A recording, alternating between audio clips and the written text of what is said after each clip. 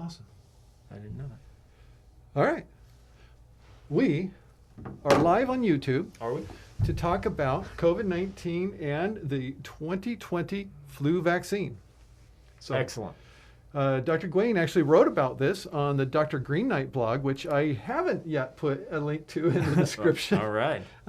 I did write what we're talking about, but I didn't put a Okay. link to the Dr. Green Knight blog for today, which is actually what inspired today's topic.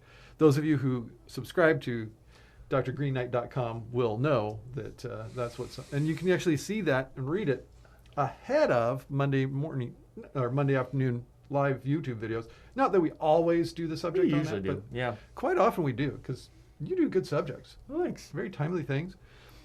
This is so interesting that we're actually already getting comments Yeah. even before we Starting to started bring the us show. In addition to your comments and questions on the chat. I'm trying to bring up the live chat. You're really into I something had there. it, and okay, there it is. Got it. Okay. I can figure this out. So did you want to address things that came up before we even started, or do you want to start with what you were going to say? What was I going to say? Where to start? The flu shot. Flu shots. Well, we talked about that before. Well, the comment was worried that somebody was worried about the side effects and what's in the flu shot. That doesn't change. Same as it is every year. The same risks, same. Not new strains every year? That part, yes, but Okay. they're built, or it's grown in the same medium. That's what I mean. So Yeah. the risks don't really change throughout the year to year. Yeah. And it's strange enough, this coronavirus vaccine, some of them are being done in similar mediums. So there is essentially the same risks as the flu shot with the coronavirus shot. So which are pretty minimal. Some of them are done a little different, though. Some of them are Right. Some of them are different too. messenger So RNA, for it's- example, It's kind of up in the air which one we will be getting. or using an and- adenovirus vector. Some of them. Yeah, that one is interesting for Yeah. sure. So there are some that are, there's a whole range actually Yeah. of ways they're doing it with these six that are in phase 3 trials I right believe so, yeah. now, out of over 100 different candidate vaccines that have been developed or are being developed by different companies around the world. Right. Well, we do want to say hello before we get started Yes. to all of our channel members. Bianca, thank you for showing up. Mama Bubbles, I don't know Mama Bubbles. channel member Channel member Mama Bubbles. for 12 months. So somebody must have changed their name. I think don't that's know what who Mama happened. Bubbles is. Yeah, because I'm pretty sure we know all of our 12-month. Yeah, channel members. We'll be able to figure out. We'll go to the YouTube channel and we'll figure out who that is. Yeah, we'll figure it out. But yeah, thanks for showing up. We will answer some of your questions as we go through this. We wanted to bring this up because this is an unusual flu season. Just because of the COVID pandemic, it makes it unusual. Yeah. So there are now. Well, first let's talk about the flu last year. Now the flu and the COVID pandemic overlapped. Barely. By what, 3 months, if that. The thing Yeah. is, as soon as the COVID hit, and we started at that point putting in some very strict social distancing At rules first. where they completely shut down the economy. Everybody was at home. Flu went away. It disappeared. We did not see any more, essentially no more flu cases after that. It flew away. It flew the coop. It did. It's gone. Nobody was coming in contact with anybody. It Right. disappeared. So it just went away. Well, it was about the end of the season anyway. It wasn't. It all was. It was. We were kind of right on the borderline Yeah. there anyway. So it just kind of took, just dropped off. So the question is, what's going to happen this year? We still have some of these social distancing things in place, a lot of the hygiene things in place. We're wearing masks, we're washing our hands, we're much more aware of people who are sick and staying away from them. And when we're sick, we're staying home and staying away from people. So is that going to help us? And that's the question. It should. And hopefully this flu season will be good as a result of that. Or is there going to be some weird co-infection or what we call a twin-demic going to happen where we have... Twin-demic. Nice. Yeah, that was... I see what you did I there. didn't make up that term. I read that somewhere. But that would be if we have two different pandemics or a pandemic and an epidemic going on at the same time. Where people could actually be infected with both. Right. There have been documented cases of people infected with both the flu and coronavirus. So that can happen. And then two different disease processes going around in the population. So there's a lot of wild cards at play. But this year, we feel, when I say we, I say doctors as a whole, essentially, feel that it's extremely important. And Francis, too. Yes. Don't take our word for it. Take Francis's. We feel it's extremely important to get your flu shot this year. Yeah. So the CDC has put forth, so a normal year, let's talk about that. A normal year, we try to aim for 50%. That's what we aim for. Usually we get above 40, sometimes 45 in a good year. This year, the CDC is aiming for 65% adoption of the flu vaccine. And if we do that, that would be amazing. Because of us doing this, it'll happen. Because our viewers send it around. They will tell all their friends. Everybody will get convincingly. And actually, I've seen this with some of my patients. So I don't know if you've seen this too, but I've had some come in and say, you know what? I haven't had a flu shot in 10 years, but this year is different, and I'm going to get it. Yeah. So I'm already seeing that some people who don't usually get them are going to get them. So I think that's completely attainable, that 65%. So why do we want you to get the flu shot? Well, the flu shot's proven to be the number one way that we can reduce flu in our communities. That's the number one way. We're closely behind it. Number two, hand washing. Hand washing. Which we should be doing anyways. Hey, we finally learned that one. It only took a pandemic to learn that one. And if you don't have soap, it's hand sanitizer. Yeah, hand sanitizer works great. Yeah. So make sure you're doing that. But get your flu shot. If we get a flu shot, it definitely reduces the rates. You can check out my blog, but there are some predictions that the CDC made for how much it actually reduced the flu last year, and it's pretty amazing. We're talking millions of cases. Yeah. So thousands of deaths. Yeah, and thousands of deaths prevented with flu shots as a result. So very important, especially when we currently don't have a vaccine for COVID. We don't want flu taking up hospital beds. We're taking up ICU beds. If we had that would be an overwhelming strain on our healthcare system. Yeah. So are you going to say the exciting part now? Or are you going to do some questions first? Well, what exciting part do you want to talk about? My excitement on this, yes, I'm trying to hold still, is that paper that came from Brazil. Oh, yeah, this is exciting. It's not been published I kind yet. of just There's a threw link this to it. in there as a little aside, but this is exciting. When I clicked on the link on my mobile device, it didn't come up. Oh, okay. But when I did it on a computer, it did. The link on your blog post. Thank you for that feedback. I'll try to look into that. Just so that people know if they can't get on their phones, if they're on Hop a computer. on a computer, you'll find it there. I will try to correct that. But anyways, you can find it on a computer for now. Yeah. So what did that study show? I will let you take all the glory there. Well, I forgot the numbers. But I'd have to look them up. But what it found was that the people, this was in Brazil, so Southern Hemisphere, we're talking a different season for influenza because there's the opposite of ours in the Northern Hemisphere. Yep. And what they found was that people who got last year's flu shot were less likely to get in trouble from, or to die from, all three, COVID-19. Crossover immunity. Compared to people who didn't get the flu shot. Right. Yeah, and we had predicted that in the U.S. when COVID came early last year, but it was nice to actually see Brazil do a study on that actually proved it. So why? It's a different virus. Yeah, why? That's the question. So it will boost your immune system, I guess, is the thought behind it, that a virus does still activate certain areas of our immune system. So if we're able to get a different viral immune response, it will boost up those factors. Even though it's a different one and it's not recognizing that specific one, it can still increase some of those surrounding chemicals in our blood, I guess you could say, that help us out. Amazing. Yeah, pretty neat. So another reason to get your flu shot. That's a pretty good one. Yeah. So I'll be getting mine for sure. I was impressed. Every year, me and my family and I, we line up, all of us here in the office in one of our rooms, and we all get our vaccine. I make sure my kids see me get it, and then we go down the line. My wife gets it. Although we don't have ours yet.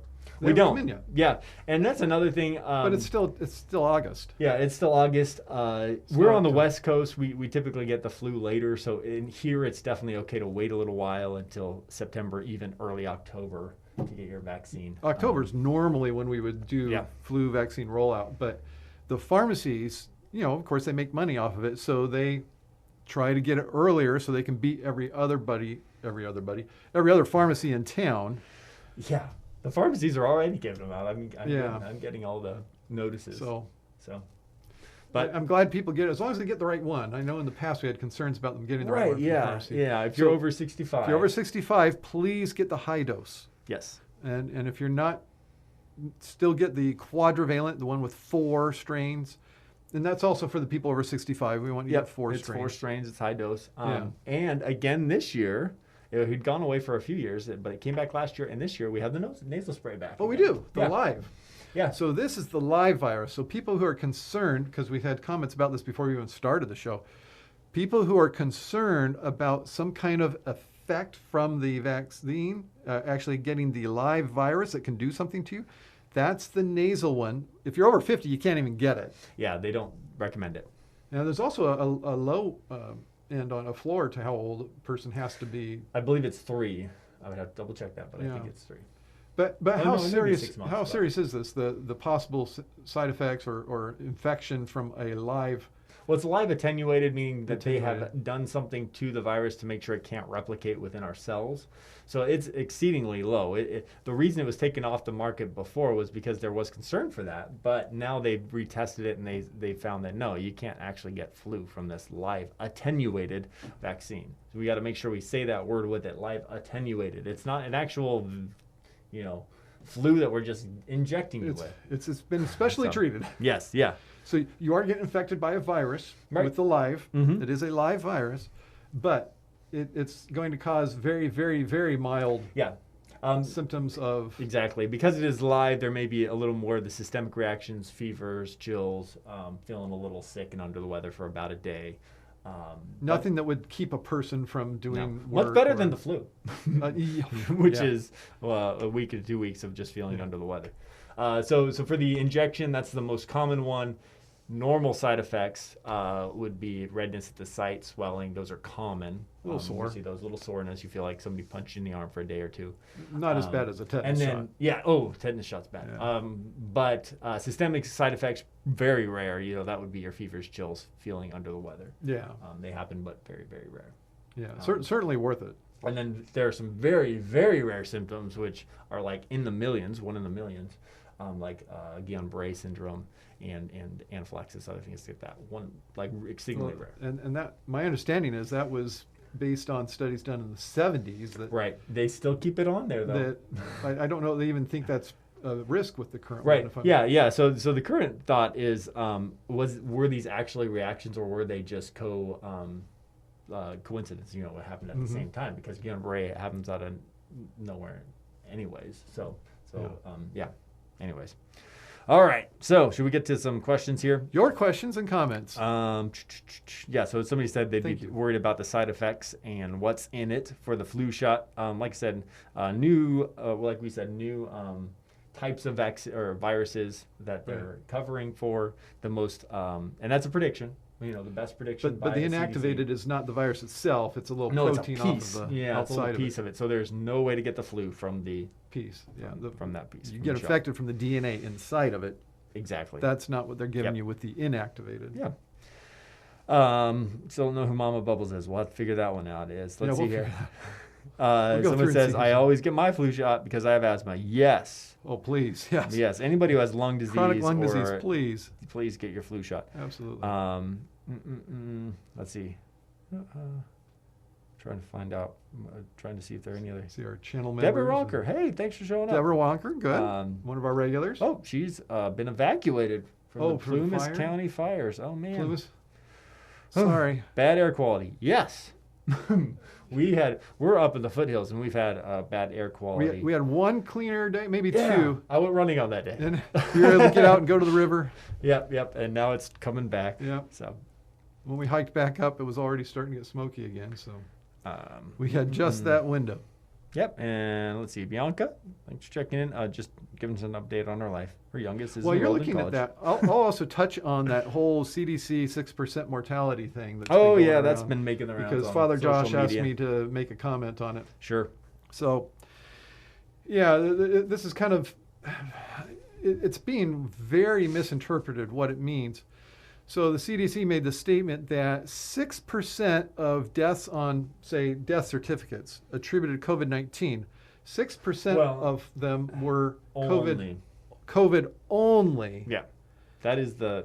So the way you write a birth certificate, the way you write a death certificate is you don't write what they finally died from. You don't write cardiac arrest or respiratory arrest. Yeah.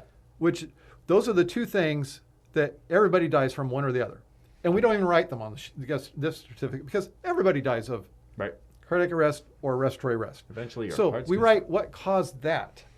Then the next line we write what caused that. Right. And the next line we write what caused, the line above it. So if somebody has COVID-19, they've gone to the hospital. They usually have like adult respiratory distress syndrome. It gets in their lungs and they have a viral pneumonia. Most commonly. That's most common. So if that were the case, that person died. On their death certificate, COVID-19 would not be the only thing we put in there. No.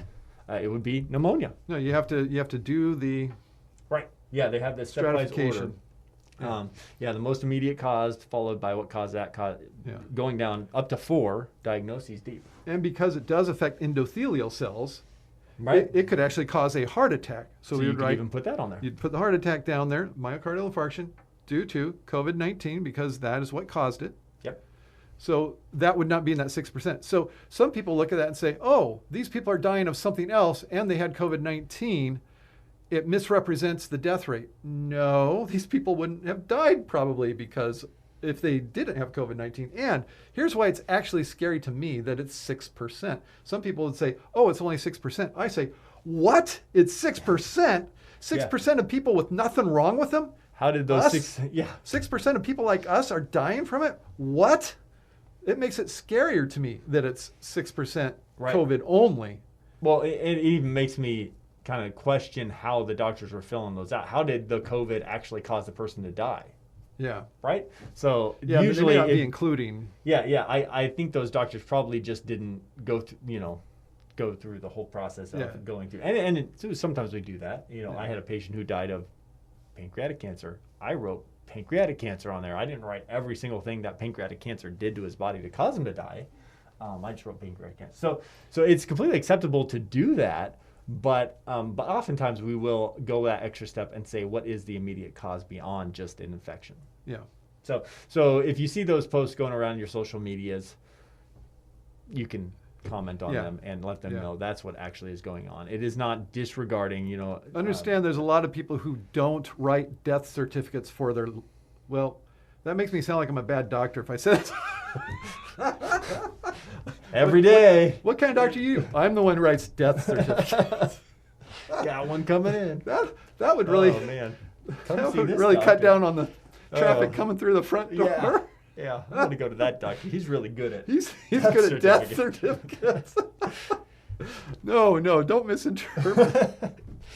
Yeah, that's not something you really write on your CV, huh? Well, what I mean is, a radiologist probably is not going to be right, or for that matter, pediatricians probably don't do a whole lot of death certificate writing. Whereas somebody who's doing geriatrics as most of their practice, they're going to be doing it. Right. Which is a lot of what we do, just given our community. Yeah. So. And just to let you know, the mortality rate, this is your special, tweet this to all your friends, the mortality rate is 100%. On that lovely note, somebody did make a comment about flu and pneumonia. If they're together in one syringe. No, they're not. So the flu shot is separate from a pneumonia shot. Although we'll give them at the same visit. We will, but different syringes. We don't just get it all in one. Just give me the super one, Doc. They only want one shot. Can't you make it just one shot?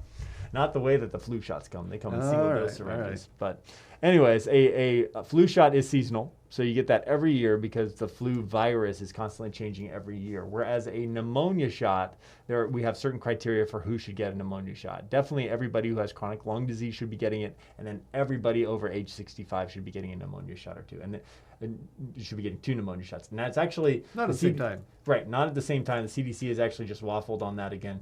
That's a bad thing to say for the CDC. But they're changing the way we should approach that. So so definitely something after age 65. Right now, it's debatable whether you should get one or two. I still recommend both. There are two different valencies of pneumonia shot. So it's a 13 valency one and a 23 valency one. Yeah. That You will want them give both. And those are bacterial pneumonia, specifically strep pneumoniae, that they cover against. Yeah. So different The worst one. infections. There you go. Worst offender. Good. Yeah. Thank you, Dr. Wayne. Hey, my pleasure. Anybody Go check out the blog. Anybody you want to especially thank? or- Absolutely. So I do have some patrons who make it possible. Thank you to Boo Boo Kitty and Teresa Watt. You make it happen. And thank you to Lindsay Ann Twine and Boo Boo Kitty. And should we mention, what was it? Mama Bubbles? Or Well, but I think Mama Bubbles is Laura. Oh. Mama is Laura. Yeah, there you go. Okay. All yeah, right. Laura Spurs. So there you go. Until next time. Appreciate Dr. it. Wayne. I was going to say, there are not many who have been here for 12 months. We probably could have narrowed that one. I know. down It's on our- one of two, I think. And yes, the flu shot does last the whole flu year. But Yeah, only yeah. that year. Don't worry about waiting until October because you want it to last. We've got this Yeah. triple strength for people over 65 and people under 65. You'll be fine getting it now if you get it now. If you get it in October, that's fine too. Yeah.